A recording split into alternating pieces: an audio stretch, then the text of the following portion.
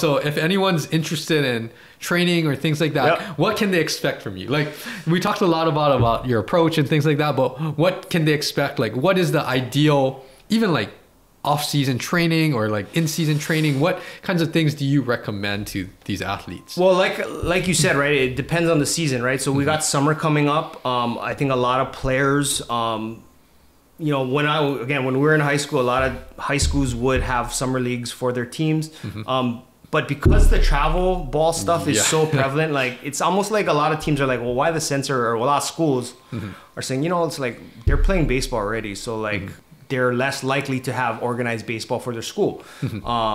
So with summer, you know, it's, you know, making sure you're in the weight room 3 to 4 times a week, you know, and because of COVID, we were talking about earlier, you know, I ended up kind of building out like a small weight room at my office. And so, you know, making sure I'm on top with all the programming, with the strength and conditioning stuff, and then, you know, spacing it out appropriately as far as like when your throwing days are. Right now, the strength and conditioning stuff is kind of more just middle school and high school guys. I don't do a whole lot with my elementary school kids with the strength and conditioning stuff. But I think a lot of guys are starting to figure out that, you know, you can solve a lot of problems by being strong. You know, you can solve a lot of things. Yes, by just developing strength. And, you know, I will say, because you're too modest about this, but it's no small space. It's a 10,000 square foot facility, right? How much of that is the weight room side? About a third. So about a third. Okay, so that's good. Yeah, so 2 power racks. I got pretty much every bar under the sun. But yeah, not anything too crazy. You know, obviously I'd like to get a Kaiser machine set up. I'd like to get a lot of things, but like you said, because I'm only one person, I think ideally, you know, talking about evolution, ideally, like I'd like to be a little more hands off. I think the strength and conditioning stuff, that's kind of a big thing in that. You know, I could have dedicated days, or I could have dedicated time slots for just, you know, training and stuff. So, you know, so again, it's getting there. It's getting there, but right now it's pretty I got everything you need to basically get strong. Yes, definitely. And so the other 2/3 of your facility, is this, I know you do specialize more in pitching, but do you just have other non-pitchers come in and work on throwing mechanics, or what other services are there? Yeah, I mean, like right now, I think it's just because of the timing of everything. I do have a few infielders kind of just coming in and wanting to get their arm better, whether it's with technique or whether it's with other interventions. But yeah, I mean, my meat and potatoes is pitching.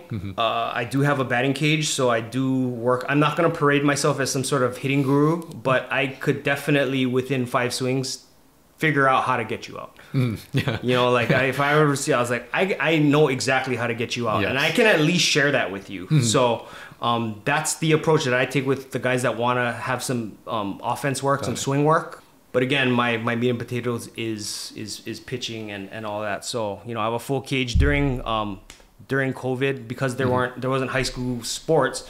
In fact, a lot of my players did some of their recruiting videos. Oh yeah. At my office, because my cage is 70 feet, and they would have like 2-on-2.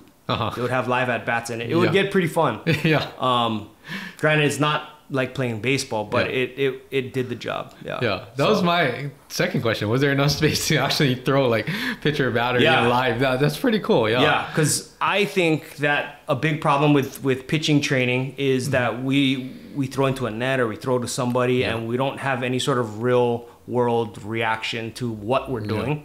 When you have a hitter, that's the ultimate test. Right? If a guy laces a curveball that you're working on, it's like, okay, well, don't you want to do that? Don't want that, you know, that what we're working on definitely ain't working. So we got to change something up that way. So yeah, so I try to be as comprehensive as I can, whatever the player needs. I also understand that, you know, is it a good thing to be pitching all year round? No. You know, so it is also, I try to be very, very conscientious of like, hey, you know, maybe I don't want to see you for another month. You know, like maybe let's wait a month and then we'll see. You know. And so now that I have the strength conditioning stuff, now that I have the weight room, you know, now they can still come in and they can still get work in without having to throw. So it kind of works out. Nice.